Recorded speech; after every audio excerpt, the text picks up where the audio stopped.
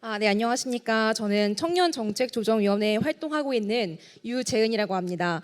앞서 발표자분들께서 거의 다 소통, 또 세대 간의 이해관에 대해서 많이 말씀해 주셨기 때문에 저는 이를 바탕으로 하는 결국 아웃풋은 무엇인가, 아웃풋이라고 하면 청년의 참여, 또 참여를 통한 변화, 혁신 같은 것들의 가치를 가지고 청년들이 함께 고민했으면 좋겠다라는 관점에서 발표를 준비해 보았습니다.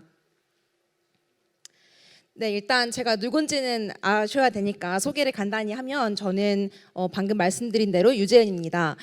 청년 연구단체 스페셜 스페이스를 운영하고 있고요. 저는 이 운영을 하는 것 동시에 청년정책조정위원회 활동을 하고 있습니다. 여기 보시면 해시태그로 제가 간당간당 MZ세대 또 엔잡너라고 붙여놓았는데 제가 보이기에 나이가 어려 보인다는 얘기를 많이 듣습니다만 그런가요? 저 30대 중반이거든요. 그래서 제가 마지막 MZ세대의 나이를 달리고 있기 때문에 청년의 마지막 1년이라는 해시태그도 함께 붙여봤습니다. 저 같은 경우에는 20대를 굉장히 치열하게 살았다고 생각을 하고 또 30대도 열심히 살고 있고 또 마지막 1년 동안에 어떤 그런 유의미한 활동을 해볼까라는 고민으로 지금 삶을 꾸려나가고 있는 엔잡너입니다. 엔잡너라고 또 하면 저는 여기 소개드린 바와 같이 청년연구단체도 운영하고 있고 또 정부위원회 각 위원으로 활동을 하고 있고 마지막으로는 저도 서울대학교 정책학을 공부하는 박사과정생입니다. 그렇기 때문에 논문도 써야 하고 또 여러 가지 활동도 해야 하고 하는 저의 여러 가지 소임을 다하고 있는 엔잡너기 때문에 청년 여러분들도 함께 열심히 동참해 주시면 좋을 것 같습니다. 저는 다양한 경험을 20대 때 조금 많이 했다라고 자부를 하고 있습니다. 그 경험들이 지금 다 이렇게 쌓여서 제가 청년 정책을 말씀을 드릴 수 있고 또 선배로서 이렇게 이 자리에 섰다고 저는 이 자양분이 됐다고 생각을 하고 있습니다. 제가 20대 때 미국에서 기자 생활을 했었을 때 모습이 첫 번째 사진이고요. 두 번째는 제가 대통령 직속 청년위원회에서 연구원으로 근무했었을 때 청년 기업가들과의 그런 만남, 소통, 커뮤니케이션 하는 그런 촬영 과정이었었습니다. 지금 세 번째 거는 가장 마지막 사진인데 가장 최근 사진이죠. 청년정책조정위원회 활동을 하고 있는 그런 모습입니다. 저의 간단한 청년연구단체 소개는 사회에 직면한 문제를 찾고 또 연구하고 새로운 대안을 만드는 그런 공간을 꾸미자라는 그런 취지에서 저희 연구단체를 운영하고 있고요. 저희는 여러 가지 갈등과 격차에 주목해서 노사 갈등, 또 빈부격차, 교육격차, 일자리, 지역 갈등에 대해서 같이 고민하고 또 특별히 현장을 좀 찾아가 보자라는 그 부분 때문에 FGI하고 좌담회를 많이 하고 있고요. 이를 통해서 연구 결과로 는 책이나 아니면은 그렇게 보고서 등을 발간하고 있습니다. 혹시 이 숫자 아시는 분 계실까요? 이 숫자는 저희 대한민국 청년의 숫자입니다. 이런 청년들이 지금 맞이하고 있는 지금 이 물음표는 제가 앞서 간단하게 힌트를 드렸던 것처럼 갈등이나 격차 정도로 생각해 볼 수 있을 것 같습니다. 청년들이 지역 갈등, 세대 갈등, 소득 격차, 젠더 갈등 어떠한 이 키워드에 갈등과 격차를 붙여도 다 부합하고 있죠. 사실 이 부합 판단 자체가 청년들의 삶이 굉장히 어렵고 또 힘들게 체감하고 있다라는 그런 근거가 될 것 같습니다.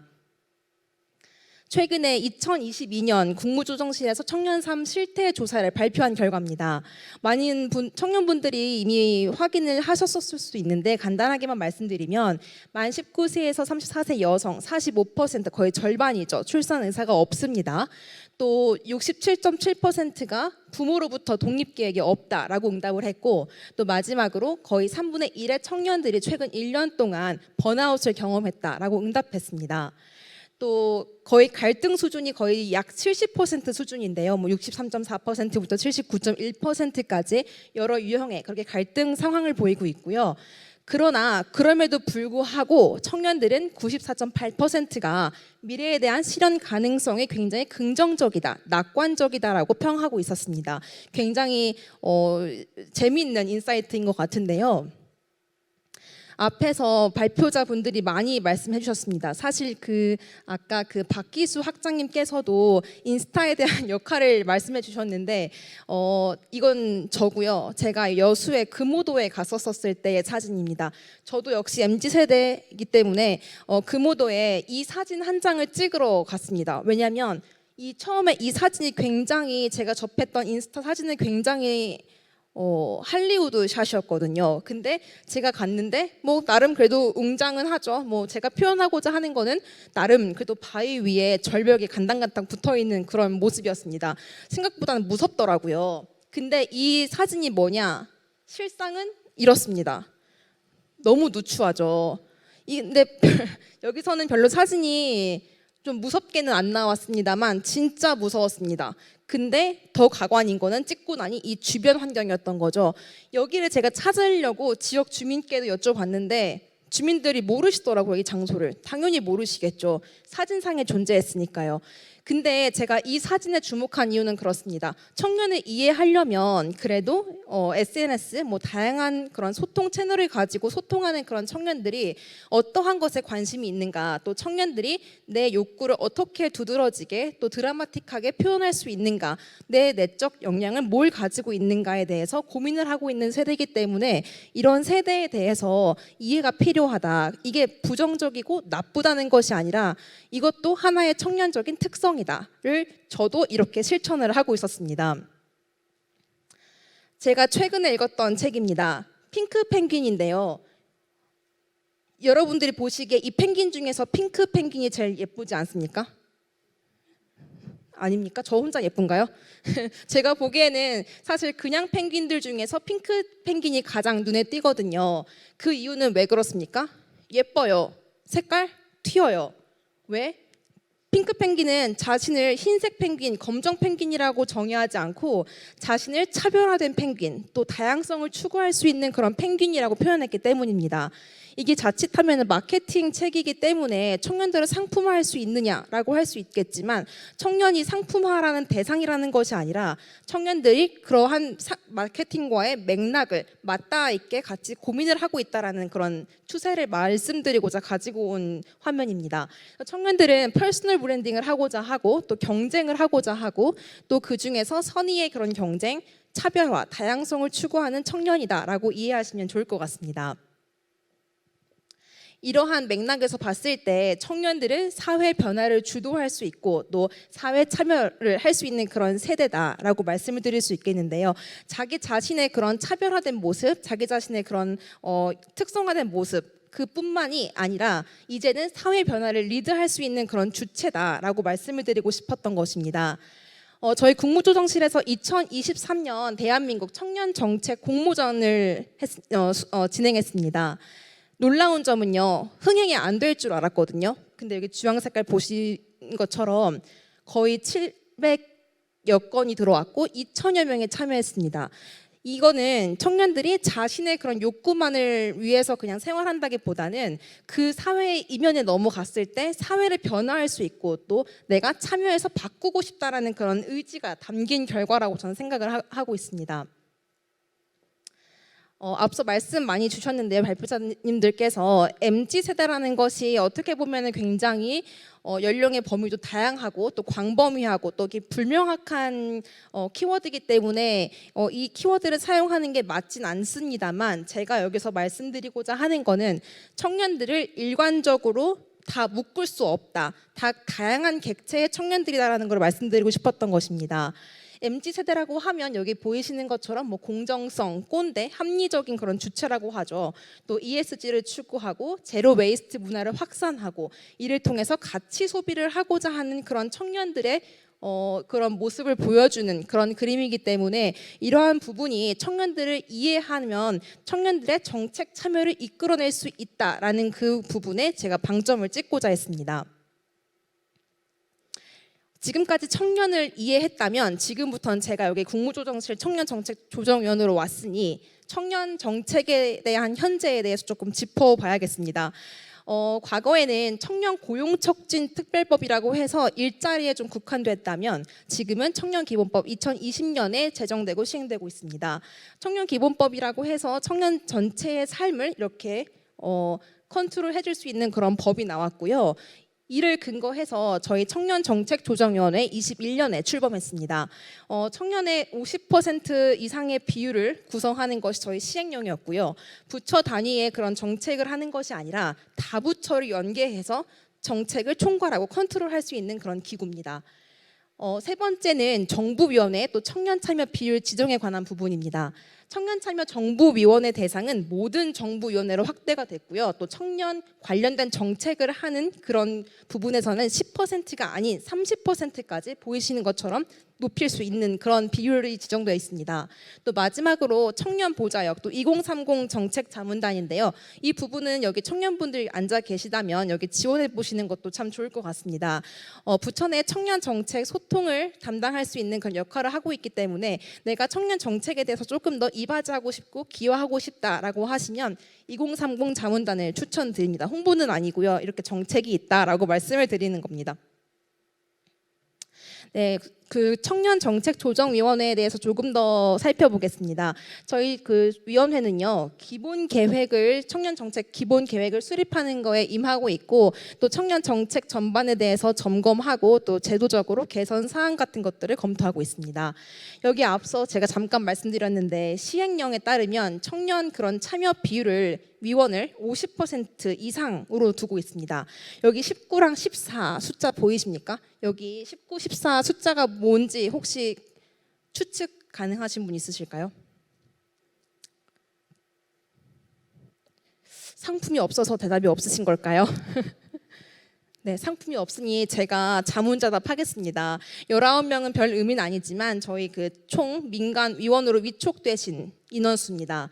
14는 청년 비율입니다. 그러니까 비율로 계산했을 때 50%가 아닌 73.7%의 청년들이 같이 활동하면서 청년 정책에 목소리를 내고 있습니다.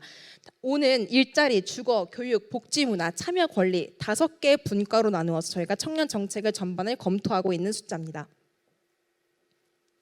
네, 청년 참여 확대라고 해서 저희가 청년 정책이 뭐가 있는지 알아야 참여를 할 수 있지 않겠습니까? 그래서 제가 가져왔습니다. 청년 포털부터 보시면 청년 포털이라고 하면 청년 정책을 찾아보고 검색할 수 있는 사이트다라고 할 수 있겠지만 여러분들이 참여하고 싶다? 주저하지 마세요. 청년 신문고에다가 아이디어를 제안하시면 됩니다. 두 번째로 청년 정책 공모전, 저희가 그 전에 아까 앞서 말씀드렸던 것처럼 굉장히 많은 청년들이 참여를 해주셨고 정책 제안이 지금 들어와서 이 사업은 지금 수행 중에 있고요. 마지막 보이시는 청년 참여 거버넌스라고 해서 청년 정책 공작소와 또 청년 정책 네트워크를 운영하고 있습니다. 공작소를 통해서 600여 명의 청년들을 지금 모집해서 청년 참여의 목소리를 드릴 예정인데요. 600명이란 청년의 숫자가 아까 앞서 말씀드렸던 것처럼 정말 대한민국의 많은 청년들을 대변할 수는 없지만 그래도 내가 참여하고 싶고 목소리를 내고 싶다. 충분히 토론하실 수 있고 심의할 수 있는 또 수기할 수 있는 그런 장이 마련될 것입니다. 그래서 청년정책 공작소나 네트워크에 함께 참여해 주셔도 의미 있는 20대, 30대를 보내실 수 있을 것 같습니다. 그래서 제가 이제 3가지에 대해서 말씀을 드리고자 합니다. 내가 왜 참여를 해야 하는가? 그냥 뭐 내 개인 삶이 만족스럽고 재밌고 소통하고 이해하고 너무 즐겁고 행복한 나라죠. 하지만 내가 왜 참여를 해야 되는가? 여기 3단계의 정답이 있을 것 같습니다. 왜 참여를 하냐? 정부 정책의 과정을 일단 경험을 해야죠. 경험을 하게 되면 어떻습니까? 소통을 할 수 있고 또 네트워크를 교류할 수 있는 그런 증진이 될 수 있을 것 같습니다. 참여에 그치냐? 아니죠. 참여 한 번 참여해 본 사람은 있어도 도와주시겠습니까? 다 아시죠? 그래서 여러 번 참여하게 된다라는 결론입니다.